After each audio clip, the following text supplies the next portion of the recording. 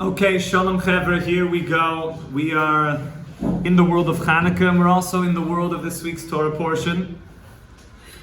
We have a special edition today. We're actually going to talk about the final judgment of the year, and we're going to see how that ties in to this time of year. We're going to talk about Mashiach, and we're going to begin with the story of Judah and Tamar, which is a very interesting part of the parsha. It almost seems like an amazing section of what goes on in the Torah. So let's look inside together. Let's see. So if you open up, you see the story of Yehuda is unique, because it seems to come in the middle of the Torah portion, where all of a sudden everything is happening with Joseph, and he's sold down to Egypt, and all of a sudden, immediately, there's this whole other parsha of the topic of Judah and Tamar, and that interesting thing that happens to the two of them. So let's see what's really going on here, because that's a very interesting parsha. So it says that Yehuda went down. What does that mean? It went down. He went down figuratively in the eyes of the brothers, because he was the one in a certain way responsible. He was blamed for selling Joseph. And he went to go find a wife. I'm paraphrasing a little bit here. And he found a woman, the daughter of Shiur, and he took her to be a wife. And Baruch Hashem, he had 3 mazel tovs right away. A mazel tov, a shalom zachar and a bris, another mazel tov, a shalom zachar and a bris, another mazel tov and a shalom. 3 boys, quite close in succession together. The first boy's name was Eade. That was his first son. He had another son named Oinen, and a third son named Shiur or Shelah. The Torah calls him different names depending on where the vowelization is. And then what does a good father do? He goes to find his oldest son a wife. Now who does Yehuda find for his oldest son as a wife? Tamar. Tamar was known to be exceedingly beautiful, of course, not only physically. She was beautiful in her character. She was a beautiful person.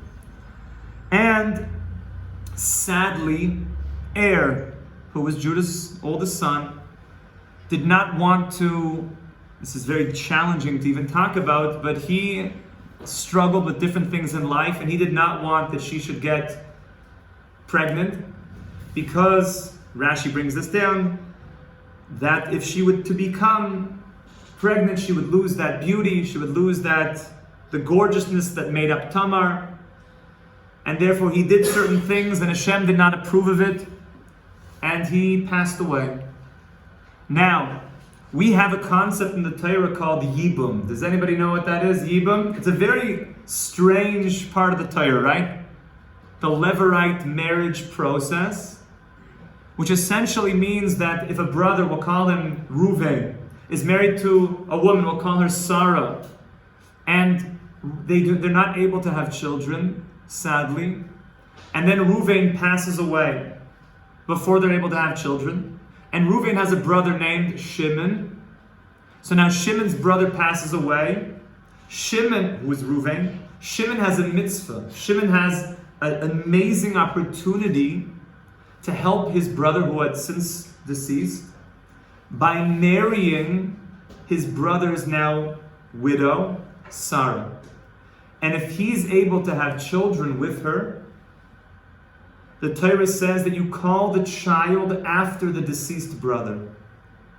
Now that does not only mean that you would call the son Reuven in honor of the father, as a way to give an honor to the brother who wasn't able to have children, but the deeper sources, the Ramban and others, explain that really, in a Kabbalistic idea, that Reuven actually gets reincarnated into the world through his brother Shimon, having a child through his widow, which means his wife now became his mother.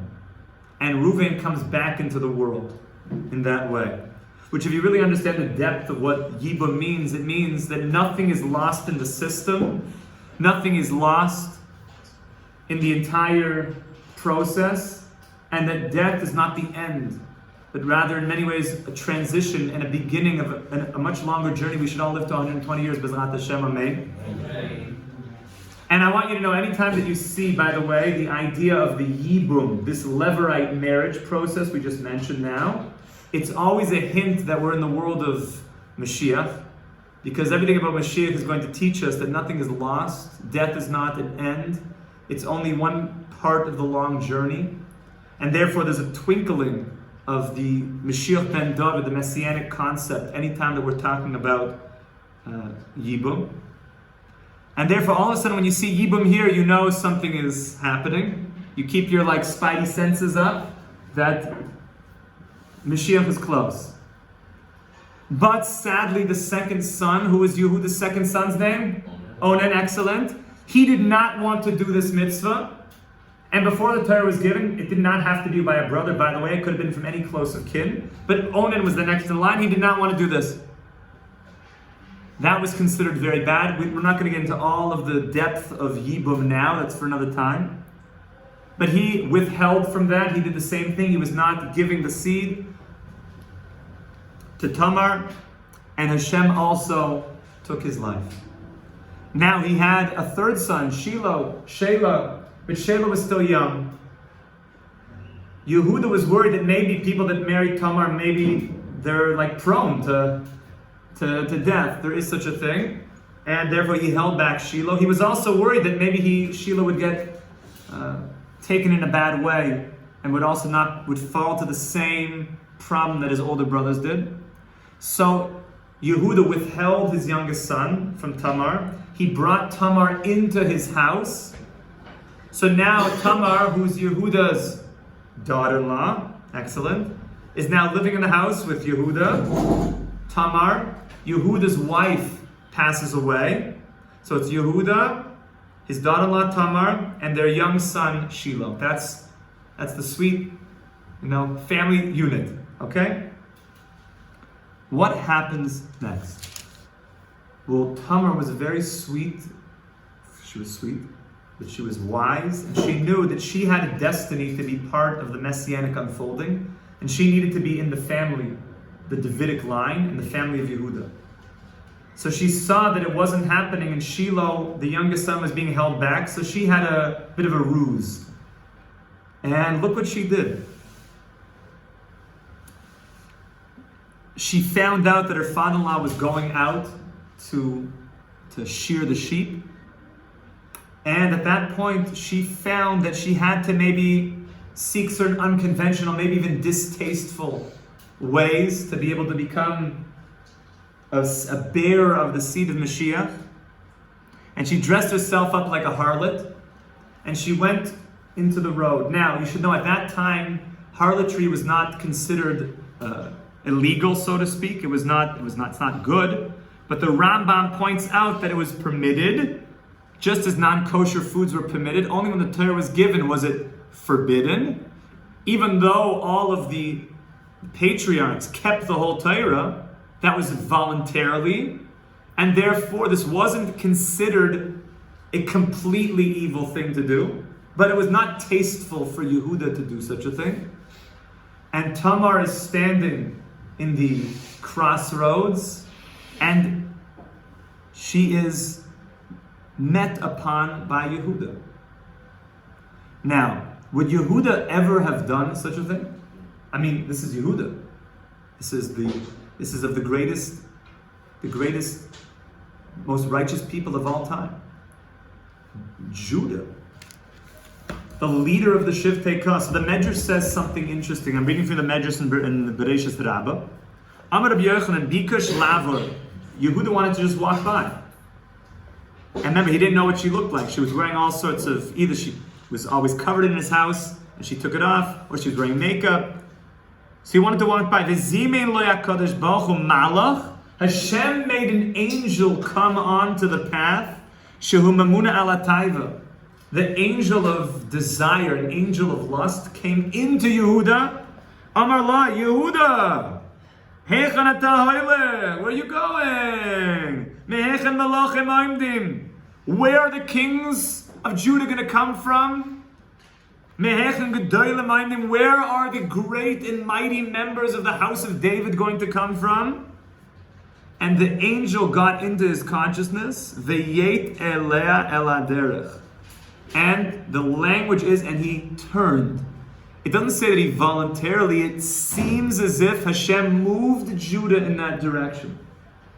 Bal korchai shaloi b'toivasai. He pushed him in that direction. And they cohabitated. But before that, she said, I want you to give me something if you want to have this relationship. He said, I'll give you a goat. Like classic, 2 goats. No, 3 goats. No, 1 goat. And he didn't have it. So she said, give me something else as collateral. What did he give? Staff, ring, and a coat. So beautiful. He gave the signet ring. Look inside. Pay attention to these words. He gave Choisamcha ufesilecha v'matecha. He gave the ring, the coat, the tunic, and the staff. He gave that to her, and then he was with her.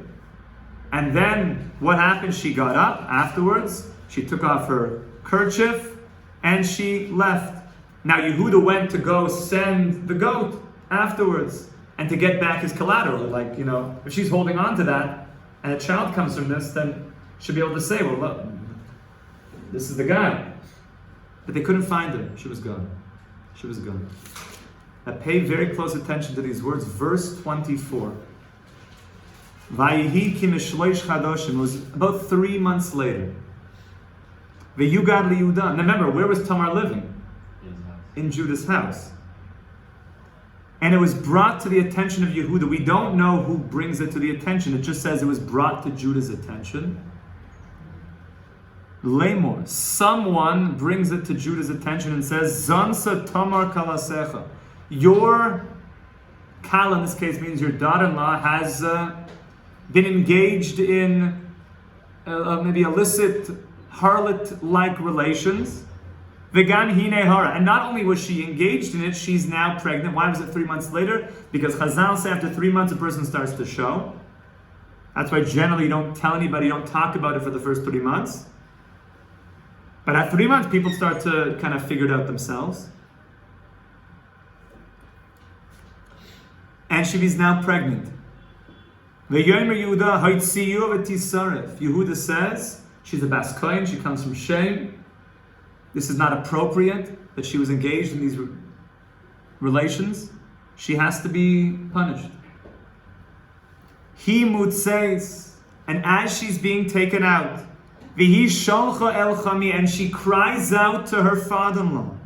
Of course, is Yehuda. Lemor leish asher eilelai, the man whom these belong to. Hanechi hara, the man whom these belong to, he's the father of this child. V'taimer haker na lemiachai semis, and recognize, please, who does this ring, upsilim, and this coat, ve'amata eila, and this staff. V'yaker Yehuda, and Yehuda chapped, he got it. V'yomer tzadka mimeni, those words. It's such Beis David Dika words. She's right. Tzadka mimeni. She's right. It's from me.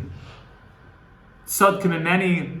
The Medrash also says that a voice came out of heaven at that moment. Tzadka mimeni, which Hashem was saying, it was from me. Hashem said.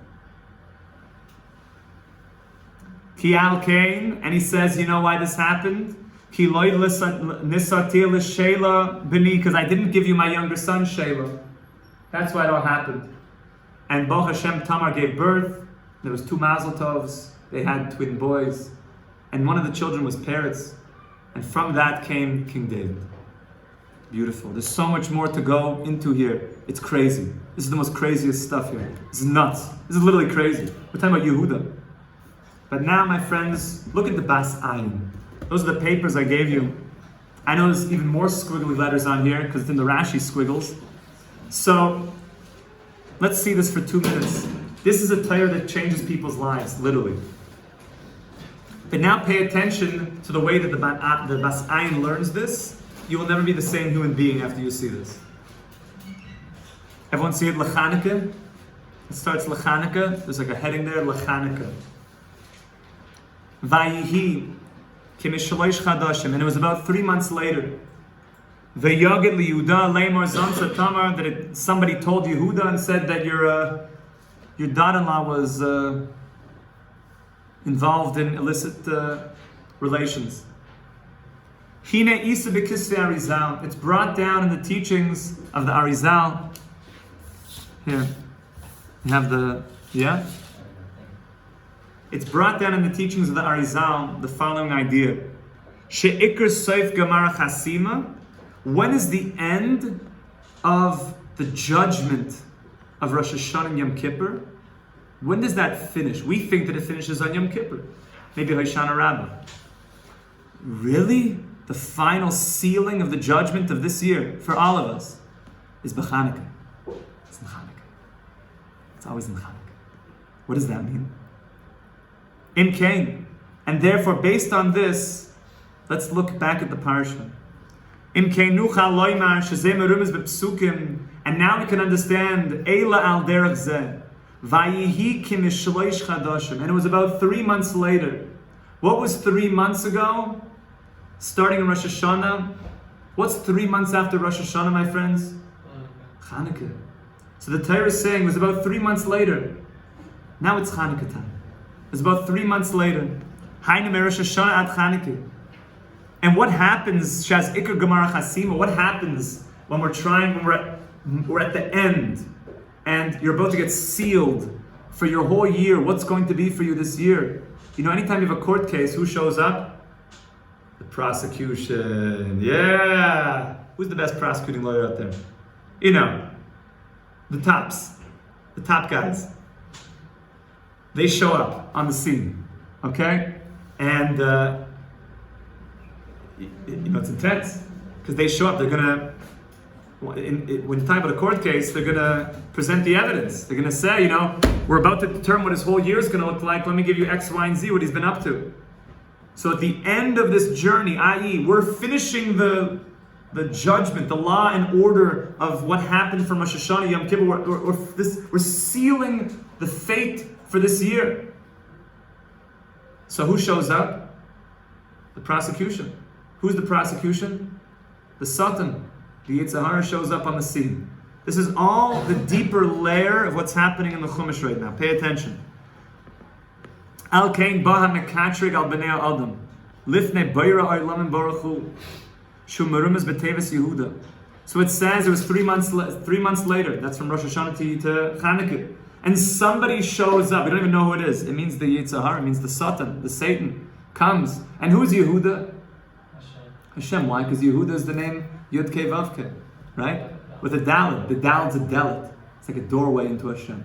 Yehuda is the door into Hashem.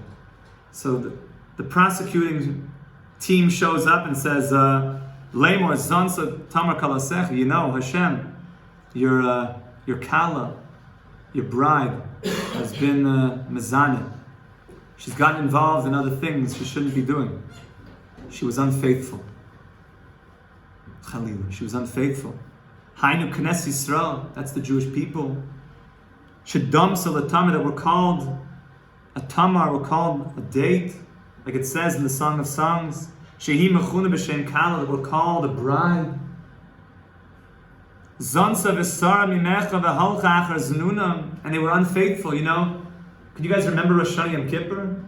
We were so clear that we wanted to only be close to you, Hashem. We wanted a good year, and we wanted to leave behind some of the things that weren't befitting of royal human beings, and those things that are beneath us. So we're trying to push that away. But you know, the last couple months we've gotten involved in stuff, and we weren't always perfect.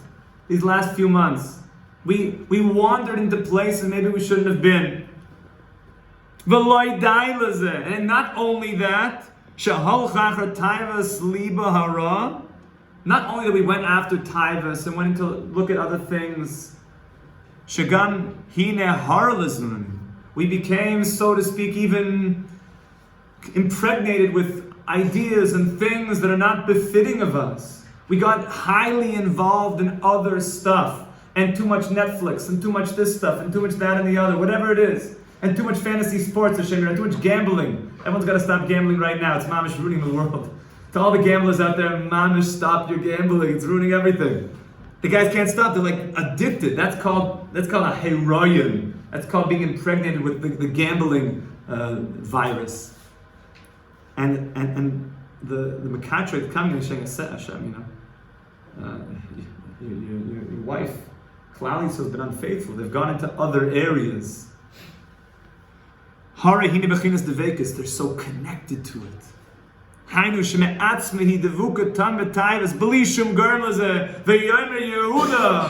Yehuda? Hashem.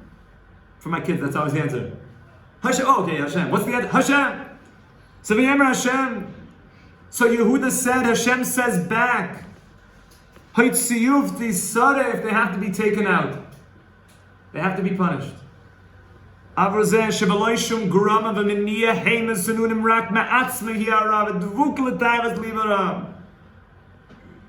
says, and we're being taken out. This is like, walking the line. We're being taken out to the guillotine, Hashem Yirachem. And all of a sudden Tamar screams out, Bisnatzlu shel emes. The sheker on the rasotim bezeh, shemekacher b'nei adam. The prosecution is saying lies. It's fake. It's lies. It's mamish lies. They're saying things that aren't true. Sheheima devukim begoidel shukalatayim. They're saying, next page, that we've been connected to things that are not good, that they're lying. They're lying. How's she going to get out of this? How's she going to get out? And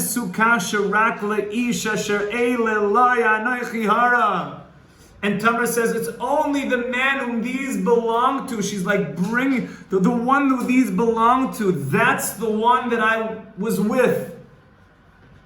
Leisha shar Eila. Eila is the Gematria 36. That's the 36 tzaddikim, the 36 candles of Hanukkah. The Isha shar Eila loy. We're only connected to you, Hashem. Mokora chesed. Hashem, you're the source of all the kindness and all the goodness, which is the Gematria, the same numerical value as Eileloi. The one who these things belong to. What these things? This is the ring and the tunic and the staff. The one who these belong to. These belong to. Those two words are the same numerical value as Chesed, as the kindness, the master of kindness. You, Hashem. You're the one that we've been looking for the whole time. And this, you're right, that sometimes we get involved in other stuff. Is rak matmas roiv tirdas azman, tirdas aparnasa, because life's not easy. It's challenging. Sometimes we have to make a parnasa. Sometimes we get involved in things. Sometimes not so easy. Life is challenging. Life's hard. Life's hard. And we get taken off course. And we get bumped around. V'sharma ura shel b'nei adam. Aval be'emes. But be'emes, be'peninius alev, devukim anachnu be'goydel chibet shuka. Only to you, Hashem. I only want you. And Tamar saying that to Yehuda. The one that these belong to is the one that I'm connected to. Now watch this. And I have a proof that it's only been you, Hashem, that I've ever wanted. Hashem, Yehuda, who does this ring belong to? Chaysemis. You know what Chaysemis means? It's Meramez ala Shemen shel neres Hanukkah. Because what was that vial of oil? What was it sealed with? With the chotem, with the seal. That's the chaysemis. The chotem, the chaysim of the Kohen Gadol, with the seal of the high priest. That's the chaysim of the Kohen Gadol. And the psilim. Psilim is not just a coat. What is psil? The wicks. The wicks is the psilus of Ner Hanukkah. And the mata, the staff, that's the staff that you use to light. The wand that you use to light. And of course, the mat is the same gematria as kli. That's the noyer itself, a vessel. And she's giving. The Torah is saying that Tamar's showing Yehuda, look, I've got Hanukkah oil. I've got candles. I've got a menorah. I was only ever looking for you. And it looks like I got involved in this, that, and the other, but it was Yehuda, it was really you the whole time. It looked like I was going on the wrong way, but I was only looking for you deep inside of me. Deep inside of me was only you, Hashem. Even though it looked bad. But now at the end, the final judgment of the year, we bring our Hanukkah candles to you, Hashem. We're saying, I was only ever looking for you, Hashem. I was only ever looking for you. And all the other stuff that I got involved in, it was not because I really wanted it. I was only ever looking for you. That was just side things. It wasn't what I really wanted. Last paragraph, Vayakar you, then Yehuda realized, of course, that's talking about Hashem. Tzadka mimeni. And Hashem says, you're right. It was from me. You're right. I caused this. Why? Because I didn't give you Shiloh. And what's Shiloh, of course? Mashiach. The only reason this all happened is because I didn't give you Shiloh. If I would have only given you Mashiach already, all of this would have never happened. So Hashem says, I understand you. I understand you've gotten involved in stuff the last few months since Rosh Hashanah and Yom Kippur. Tzadka mimeni, but it's me. And we're giving Hashem our Hanukkah candles. And we're saying, Hashem, all I want is you. And when you light the Hanukkah candles, remember, we're having the final seal, the final judgment of this year. But the judgment is from a very deep place of Hashem, I've only ever been looking for you.